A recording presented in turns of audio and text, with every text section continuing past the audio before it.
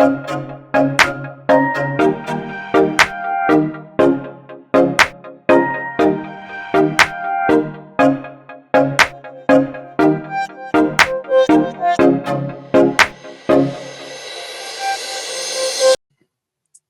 back to Studio Wesley Annex, the audiovisual podcast where we break down the lectionary text of the week. I'm your host, Sam Stiles-Williams, and I have to start with an apology because I definitely started the intro and didn't warn any of the other people on this podcast because I'm used to when we used to be able to hit record and wait for a little bit. So starting with an apology, and then second, how are you guys? Starting with Nick. Nick, I haven't gotten to hear from you. How's life? Life's interesting. It's the end of the semester, and so Yes, it is. everything's coming up to an end, which is good, and also like high stress, and then it's done, and then like all these tasks that were like, oh my gosh, impending doom, on. So it's kind of an emotional roller coaster right now, and I'm kind of out of it. But we're here, we're gonna record. How much more you have left? When are you done? I have to get some things turned in. I have an assignment due at 5 today. So, yeah. And that's like the final for this one course. And then I have my jury, which is like playing just proficiently so that they're like, wow, the semester wasn't a waste of time. Mm-hmm. And then auditions the day after that. Oh, God. For next semester? Yeah. Well, best of luck to you. Finals week. Every college student on this podcast, I'm like, it's finals week. Derek has already started taking over other parts of my job without asking because he was like, I know it's finals week. You need this. And I really do.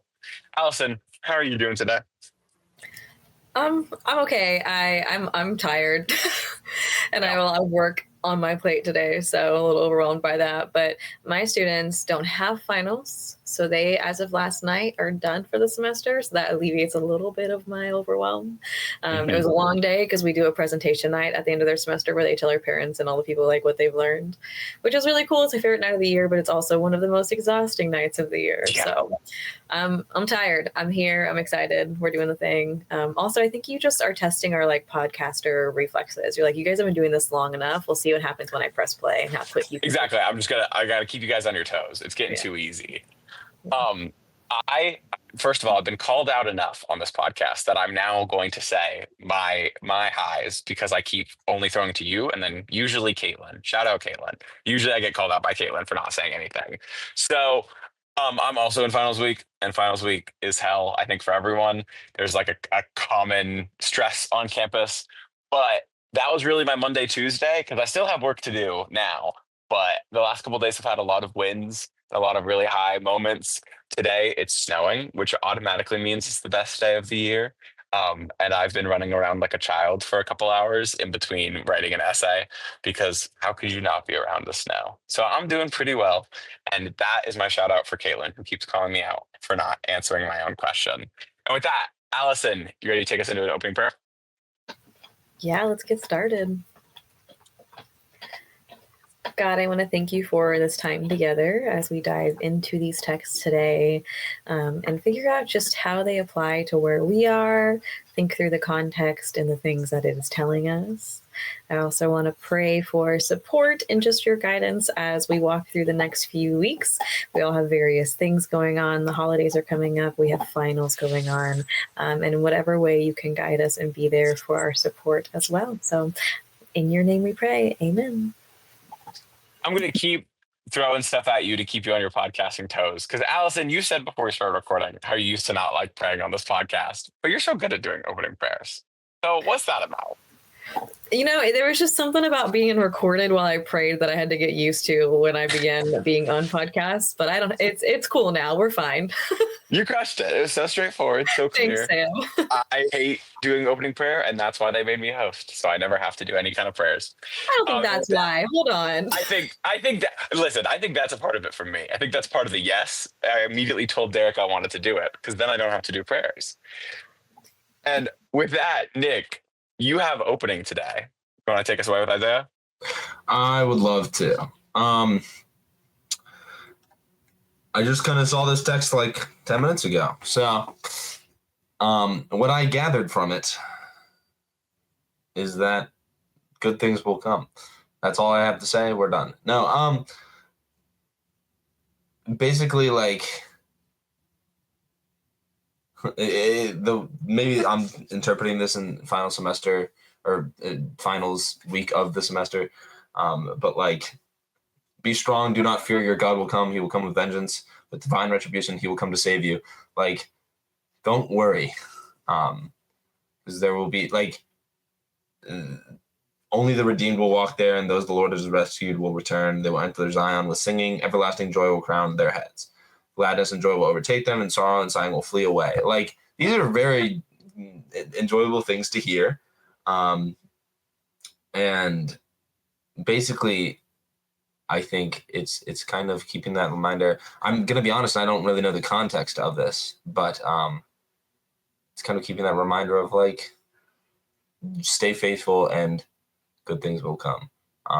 And this kind of ties into, I went to mass earlier this week, and one of the scriptures was about like, it was the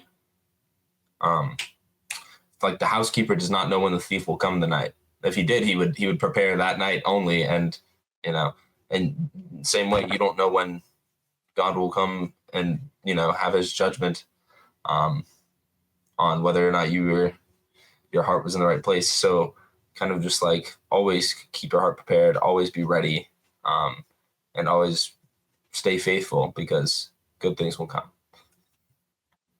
That's what I gathered. I appreciate your take on this, and I think that's because like when I read texts similar to this one, I sometimes have like an ick factor, because I have a hard time with like I don't know if ideology is the right word, but like, I'm gonna use it anyway. Like the ideology of like, if you just pray to God, then everything will be fine, kind of thing. And that's like how I read this text at first.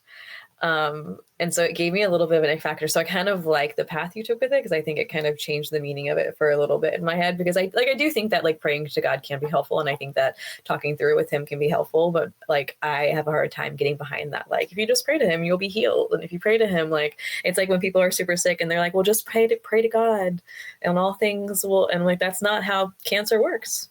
It's just simply not.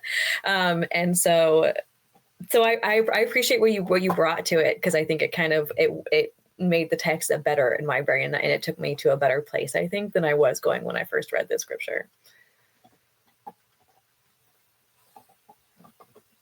So one of my jobs, I feel like, as host, is when someone says, I don't know this specific part of the text, I frantically open a new Google tab and go, what is the context of Isaiah 35? So I can make sure I'm saying things correctly.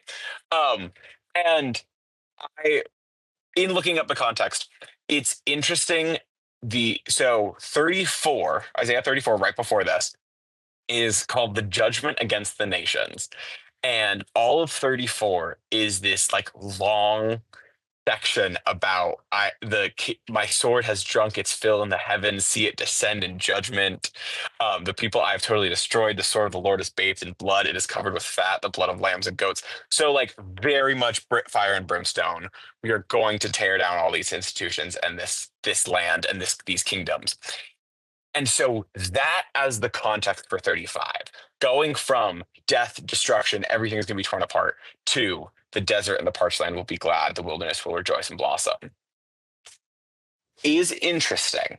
And depending on how you look at it, can mean a lot of different things. Because as I've said many times on the podcast, I'm not usually a like, let's look at the fire and brimstone text, a judgment against nations. Like, that is very much not the faith I lean towards. And yet, to Nick's point, I think being in college right now and being at finals week, there's something about how much chaos you are going to go through, and then the desert and the parched land will be glad, that I actually kind of enjoy and kind of need. And Allison, to your point, I could definitely see how this tech could be used for that. And like, I think it very much can be used for a lot of harmful rhetoric, because that's not how sickness works. That's not how oppression and hardship works often. But there is something beautiful, instead of thinking of it as like a one-to-one, you will pray and then this will happen. The idea of like this, especially in context of 34, this cyclical nature of like, there will be times of darkness, but there will also be times of light. And that one is not caused by the other.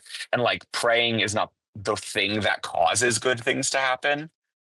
But the fact that even in our hardship, even in the hardest times, the deserts and the parched lands will eventually be glad and will eventually rejoice and blossom.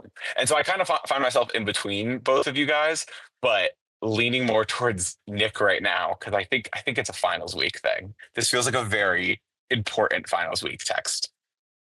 And with that, Allison, yeah, please.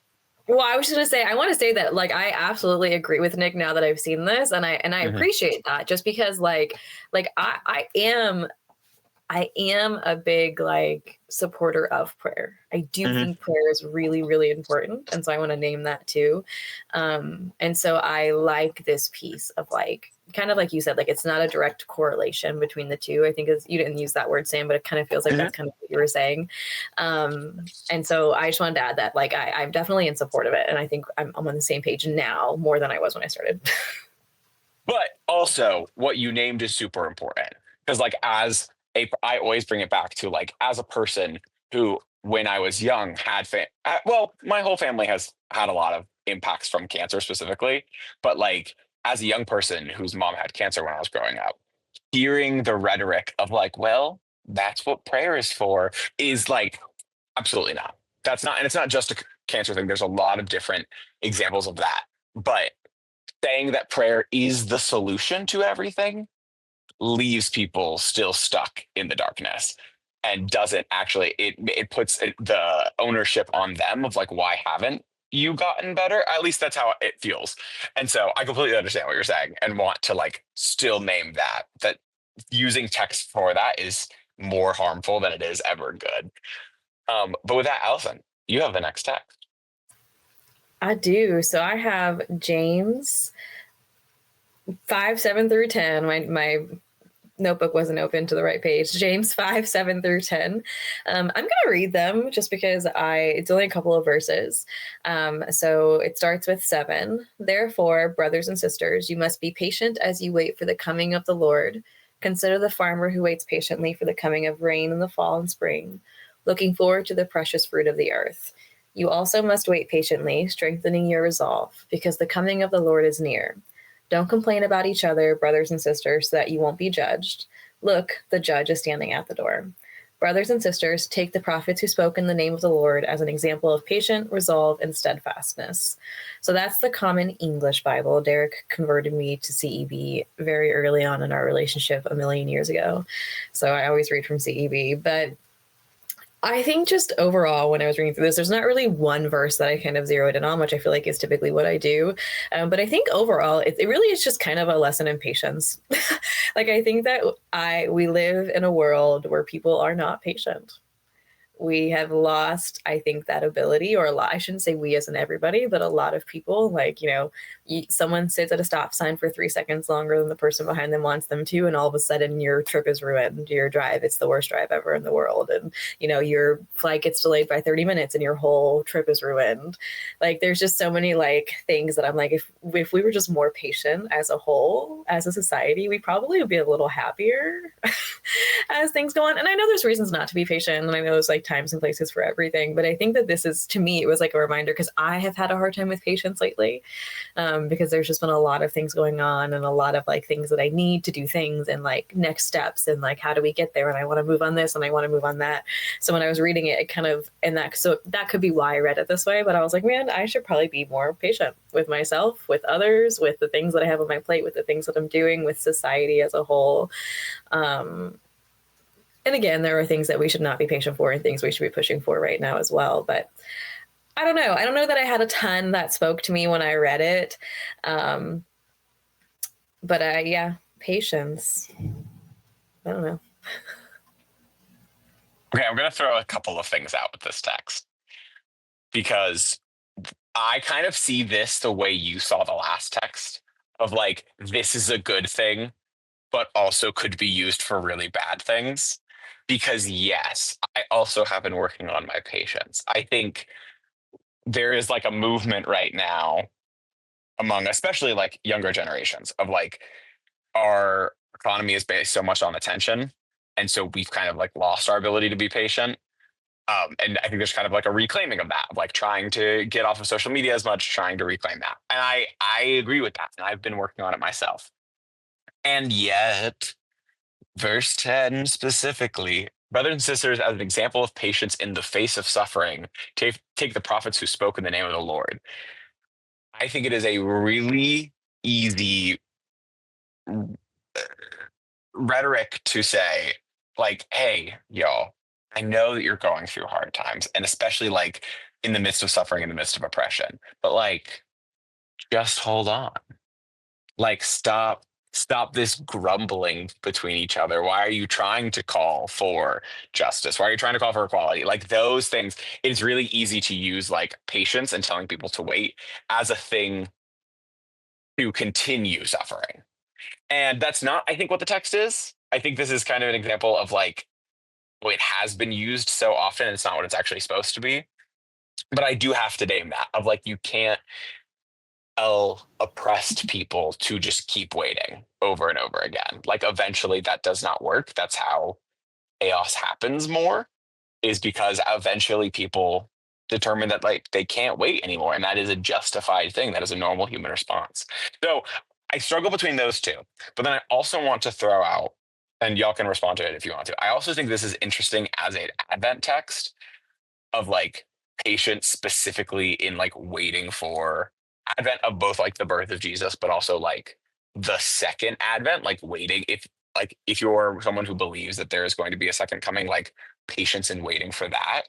And in that way, is suffering also just like human life under systems and like human, the birth story is a story of empire. It's a story of institutions, it's a story of human suffering that then is changed by one birth. And so I think that is an interesting thing in Advent to talk about. But I don't know. I have a lot about this very short text. I want to step back in for a second. Sorry, Nick, because I want to add to your first point, Sam. You and I have talked about this before on the podcast. Your version of the text, I think, is what does it. Because like my this always happens. Yeah, mine doesn't say the word suffering there. And so I think because of that, in 10, read your verse 10. Brothers and sisters, take the prophets who spoke in the name of the Lord as an example of patient resolve and steadfastness. Right? So like if I had your version, I also probably would have read it in that same way. But because mine doesn't say that, it did not red flag me in the same way. Okay, NIV. Wait, y'all keep doing your responses. I'm going to pull up other interpretations and see how many use suffering, because NIV, that immediately stood out to me. Yeah, and so I think that's all I have to add, but I just thought that was interesting because we've had these conversations where like different translations of the text can bring different things. And so like your translation, I can see how that can be used in a negative and a negative impact on people, like have that there. But in my version, I was like, maybe, but not really. Okay, now you guys got me distracted, and I'm looking at translations too, because I was on the new NIV. But let me go back to it. So, I found 4 so far that have suffering, including the voice. And if the voice has suffering, that surprises me. I kind of like that. I think we take suffering. I think suffering can mean a lot of different things. As far as like I think it can range from like, this is just an unpleasant experience, like I'm simply just not experiencing joy right now, therefore I'm suffering, to I'm being tortured. But and I think patient, like I don't know, I latched on to the not letting, sorry if you can hear that siren in the background. I latched on to the not letting, like the stop sign example. Oh my gosh, do I get frustrated in traffic? Especially Gainesville, a lot of people just don't know how to drive, or maybe they don't know how to drive how I like them to. And I can't make everyone a better driver. And I can't make everyone have similar values to me, or agree or think the way I think, or, you know, believe what I believe is right, is also like is right for them. And I was having this conversation with some friends yesterday, and like when the religion of Christianity is chastised at all, or just like hated on, it's not our job to, you know, force the Bible down these people's throats. It's like at a certain point you can't. You just have to show them. Like my friend was talking about how he saw a somebody in the gym with like a just like an anti-Christian shirt, which is crazy, or like anti-Jesus. And it's like, for someone who's wearing something like that is outwardly kind of opposing a certain group of people, all you can do is show them that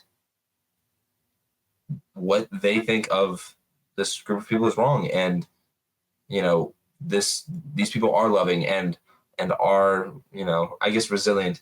And so patience and understanding that you can't bring the autumn and spring rains. Like, you have to wait. And it says, you too be patient and stand firm. The Lord's coming is near.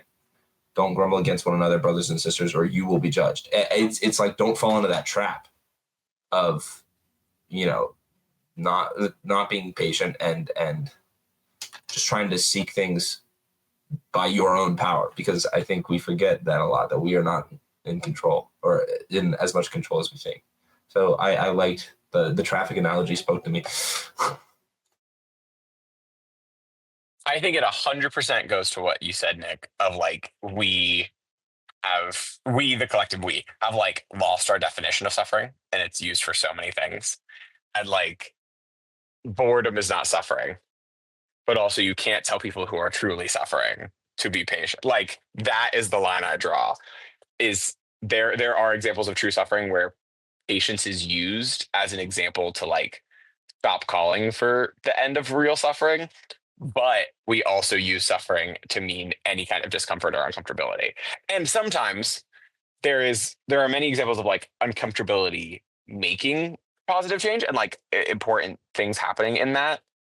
I think, like, going back to what I said about like young people and attention, boredom is such a outlet for creativity, and like so many things can happen, but we've all lost the ability to be bored. And like, because that is suffering in our minds, in like an economy that's based on attention, that means that boredom is like withdrawal or like a problem. um that could be a whole different conversation, so I won't get too into that, but I have lots of rants about that because I have ADHD and I'm really bad at being bored. um but with that, I want to leave with the question.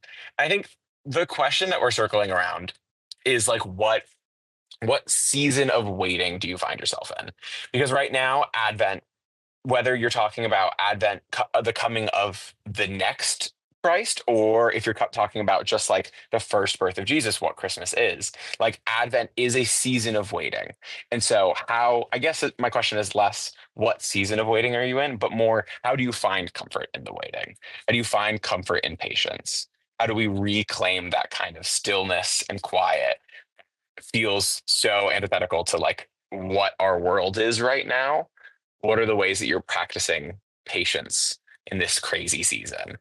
And with that, we'll be right back after this.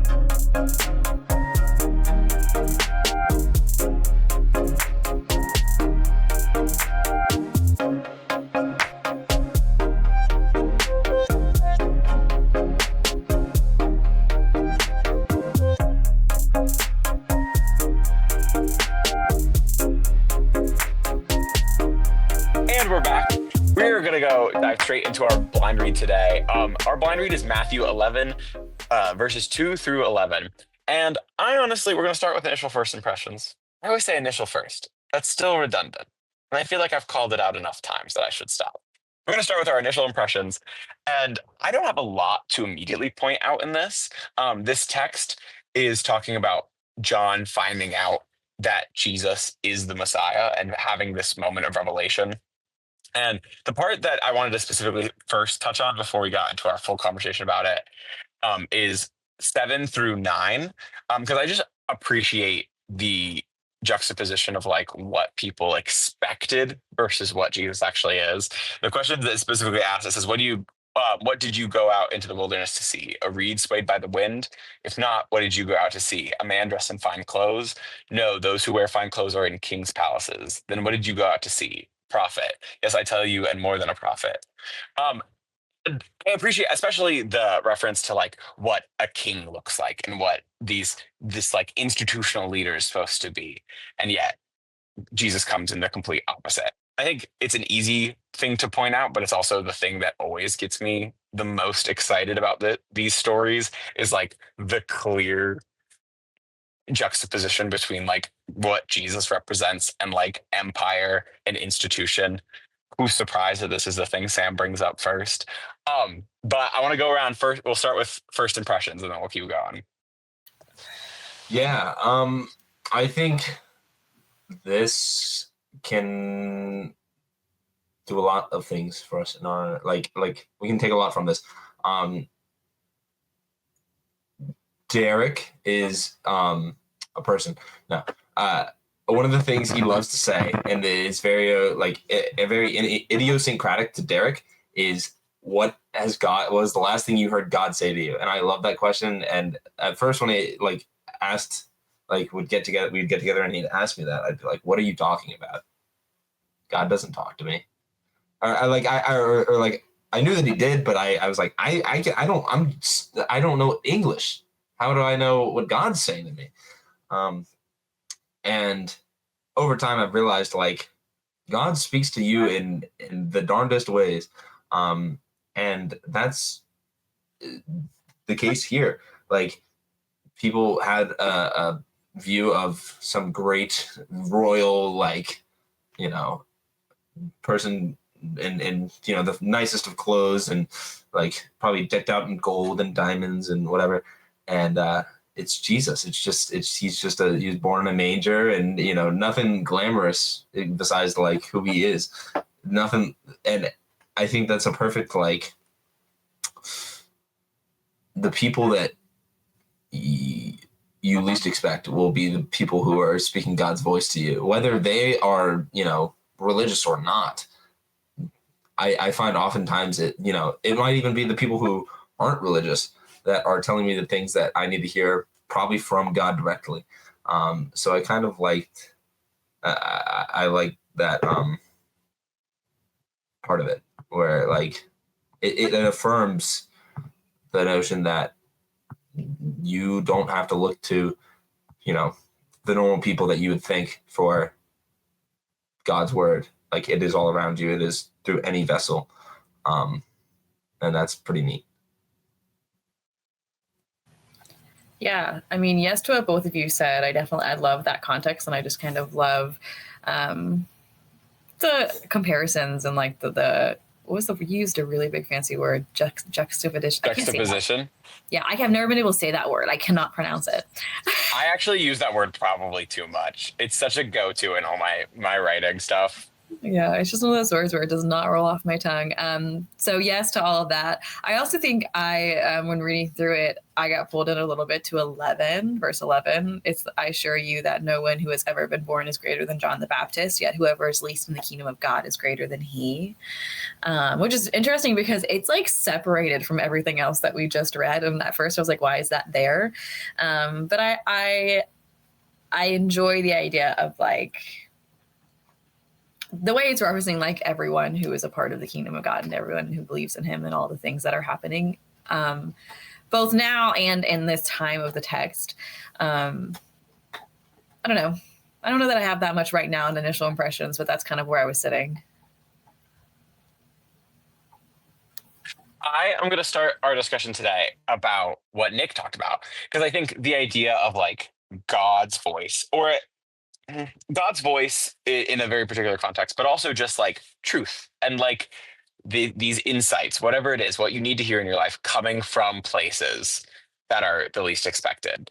And I think like Nick, to your point, like you brought it up in terms of Jesus not being what people expected. But I think it goes even deeper in this text to like John the Baptist. First of all, John to most people, if you just like look at the things he's doing, probably seems crazy. Like was living in the wilderness, was doing all of proclaiming that the end was coming.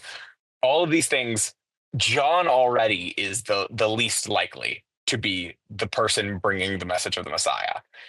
But take it even a step further. In this text, when we start in verses 2 and 3, John finds out that the Messiah, the person he has been preaching and prophesying about, has come to earth. He finds it out while he's in prison.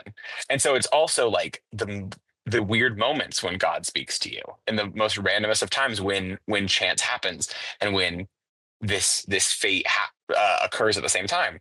And so I wonder like what we take from that, of like, where are some of this is such a like deep question that y'all don't have to have an answer to, but like, where are some of the parts or the people or the places, the unexpected, where you find that God is speaking to you?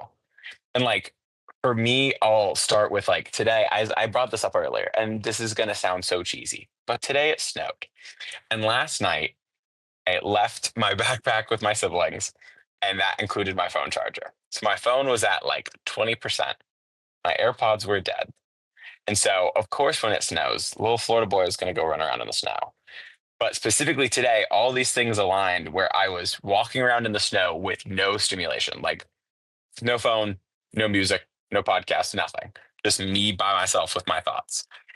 And I've often talked about that is where I find like God most, and that's where I hear God the most, is in the quiet moments and like in the unexpected silences, not in like the big praise and the loud rapturous applause, but like in just walking down a quiet street with like snow falling and just quiet with my thoughts. And there was like a peace that I felt, that I feel like was me being connected with my faith and me being connected to God. And so that's one example. My other example is last night this is such a nerd example. Last night I went to go see the filmed version of Merrily We Roll Along, which is a Broadway show that closed 2 years ago. And that show, I love that show. That was like, it's been my top album every year for like the last 2 or 3 years.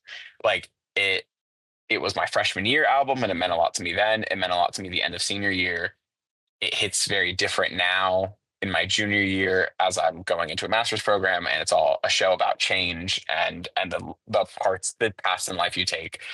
And so I was watching it and found myself crying because like this single piece of media has meant so many different things. And every time I've visited it, I've heard something different. And I've noticed a different thing and been told a different thing. And I think those are two very weird examples, but like those are the unexpected places to me that I hear God's voice. And so I don't know if y'all have an answer for that. I'm putting you on the spot like Derek does. But I'll step in. I'm a feeler. So like whenever people are like, so, you know, for those of us who have been in meetings with Derek, he always asks, how's your soul? And what's the last thing God said to you? That's how Derek checks in on us. It's his thing. It's how it works. But I've always found the language of like said interesting because I feel like I feel presence. I feel moved. I feel like I'm being pushed somewhere. And so for me, it's the moments in which I feel the most connection to God that I feel like God is speaking to me.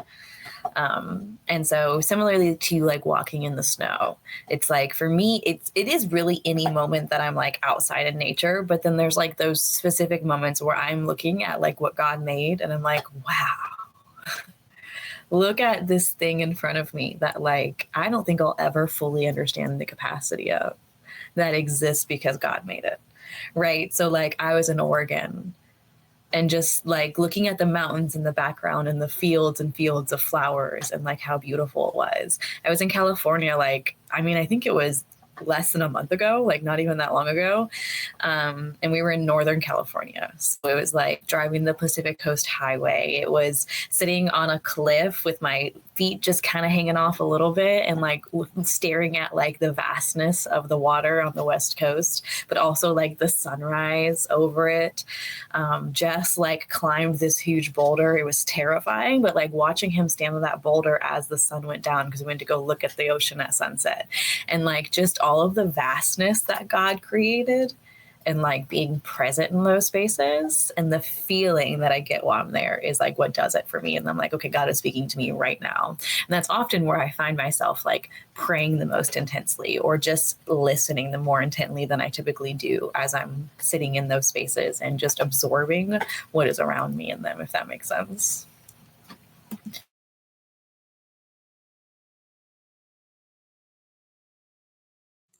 Sorry, my mouse was like all over my screen and I could not get it to unmute. I definitely, I feel like I'm a mix of both what Sam said and Allison, because sometimes I just hear like, oh, this is God speaking. God is saying this right now through this person. Or it's like, this thing just happened and this is like God saying, hey, what's up? And or I'll have a moment of like gratefulness. I'll go, oh wait, yeah, hey, and like I really appreciate that. I think that's like a little reminder of how awesome God can be and is, whether we choose to acknowledge it or not. Like there's some neat things that go on, and when we just take a second and like open our minds to that and feel that, like, hey, thank you for this. Also, like, I don't know, that I go between periods of feeling like really close to God, and I can see, you know, all these things are the blessings, and then other times when I know that they're blessings, but I don't feel that way, and I'm like, I'm just kind of going through life. And big fan of like fake it till you make it. Like when you're in those kind of trying times, still praying and going, hey, God, thanks for all of these things, even though you're not like there's a feeling of true gratitude that I'll experience sometimes. And then other times I'm like, hey, these are cool. Thank you for this. But I don't like, that wasn't going to be my instinctual reaction to go, oh my gosh, this is such a blessing. It's just more of like I know I should be thankful for this, so I'm going to do it until I really feel that way. I think that works. That brings you back to those times of like centered with God. I don't know. I wanna interject a little bit here too, because Nick, like I definitely have seasons of life where I feel what you just said, where I'm like, I'm just winging it and I'm hoping for the best, and maybe this is what I'm supposed to be doing and I have no idea. And I think it goes back into my answer too of like kind of Sam's question of, you know, I had a season recently where I was like, I feel like I'm winging it. I was like, I don't know what's going on. I don't know what I'm supposed to be doing. And then Derek sends me to Lake Tahoe on a retreat. And I was like, oh, there it is. Yeah, there's God. There, he's right there. And so like, it's like, I just want to name that I get it, because I've been there, and I think everyone's been there. And I think people need to talk about that more too, because I think there are so many people who have some sort of faith or spirituality, and they don't talk about enough like that disconnect sometimes that's just there, where you're like, I don't know. Like, I don't know what's going on.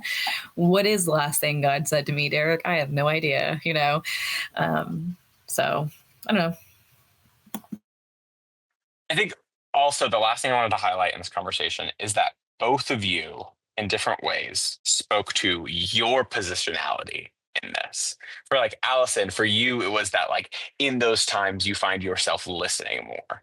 And like that response also allows you to hear God's presence more.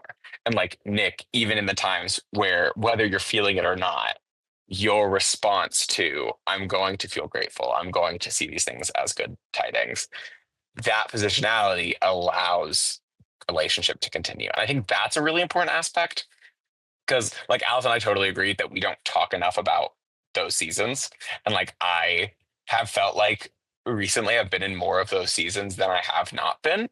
And I feel like I'm only recently coming to a different season of it. But I love the aspect that like there is also your part of this. This is not just like we are waiting to hear God's voice. There's also a part of like, okay, what behaviors, what says, what discipline make it so that it is easier for you to hear those things and build that relationship with your faith. And I think that's a really hard thing. I don't think that comes easily. I don't think any part of this does. But I feel like working on those practices is part of how, to Nick's point, how we feel it even when we're not feeling it, how we fake it till we make it a little bit, and how it makes those hard times easier to be patient through. That's the other text we're talking about. So with that, we're going to go to our other gospel text for this week, which is Luke 1:46b through 55. And this is Mary's psalm. This is very well known. As soon as I pulled up, I was like, oh, I know exactly what this is. I have no idea what the fuck I'm going to talk about.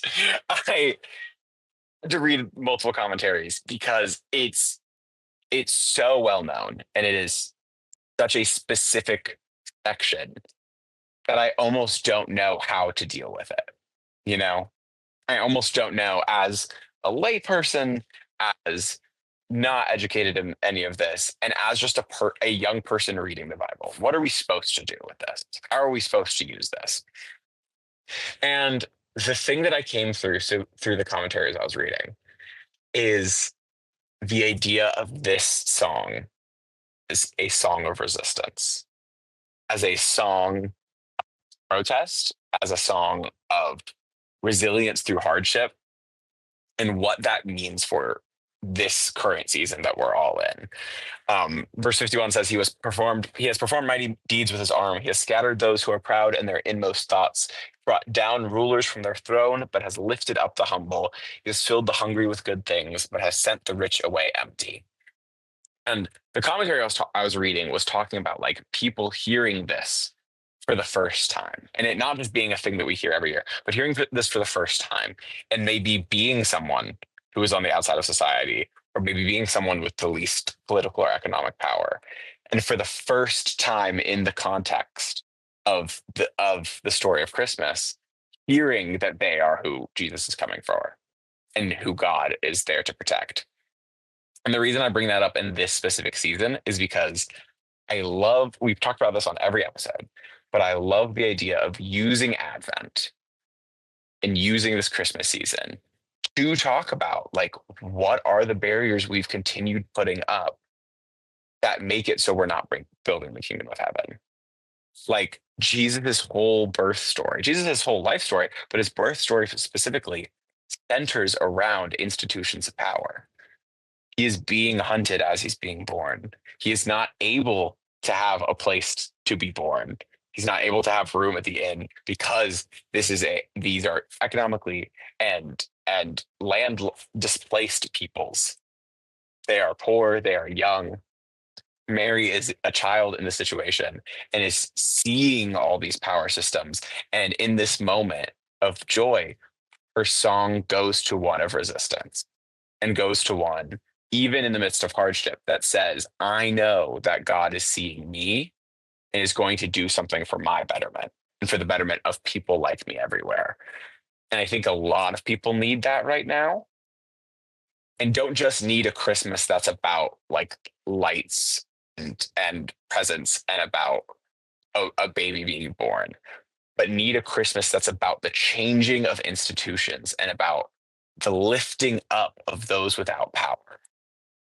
Because like it's a hard time to celebrate things right now. It just feels, everybody, no matter what you believe or where you are, there's just an off nature that I feel like a lot of us are feeling, because there's a lot of chaos in our world, and there's a lot of people who feel like they have no power right now.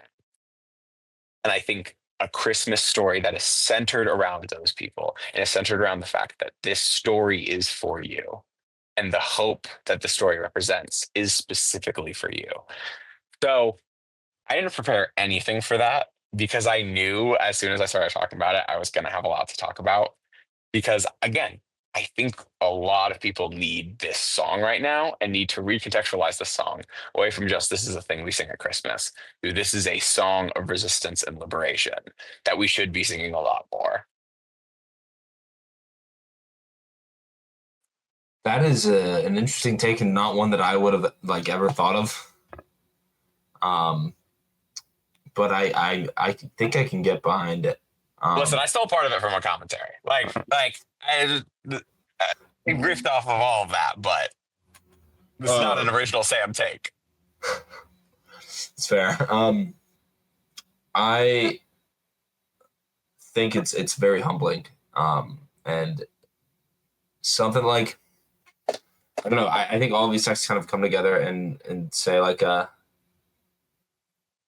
be patient, be humble, and be faithful.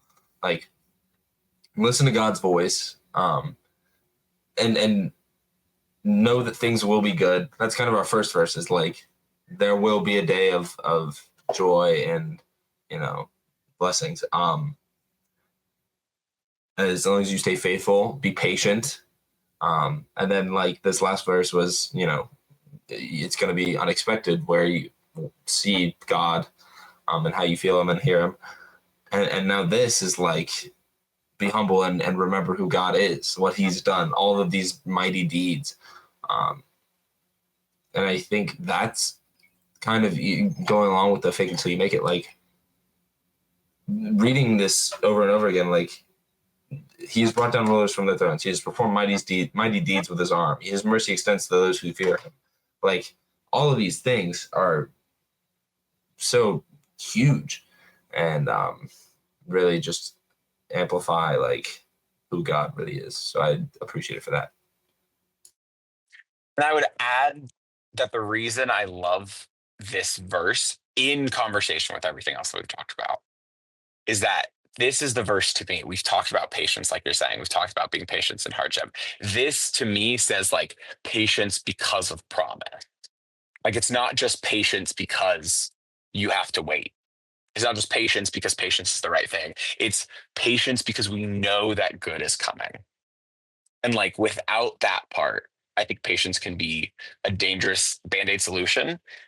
But this is the patience that I think is part of the Christmas story.